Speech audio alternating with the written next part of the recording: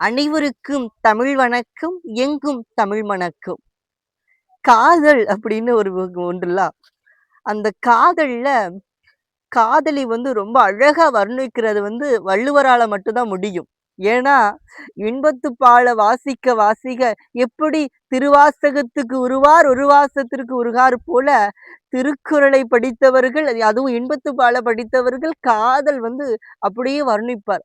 அந்த காதல் இதுல அ திருவள்ளுவர் ஒரு பெண்ணை அப்படியே அனிச்ச மலர வச்சு குடுக்குறார். அனிச்ச மலர் ரொம்ப மென்மையா இருக்கும். அந்த மென்மையானது போல தன்னுடைய காதலி மென்மையானவள் அப்படின்னு சொல்லி அழகா ஒரு குறள் எழுதியிருக்கார். அந்த குறள பார்க்கலாம்.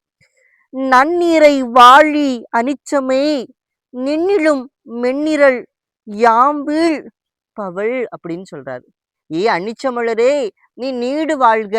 நீ அதிக மென்மை தன்மை உடையவள். ஆயினும் என் தலைவி உன்னைய காட்டிலும் ரொம்ப மென்மைத்தன்மை உள்ளவ" அப்படின்னு சொல்லி வள்ளுவர் அனிச்ச மலர ஒப்பிட்டு தன்னுடைய அழகான தன்னுடைய காதலிய வர்ணிக்கிறார். இன்னைக்கும் நிறைய கவிஞர்கள் மதியை வைத்து, கதிரவனை வைத்து அ காதலை காவியமாக எழுதுகிறார்கள்.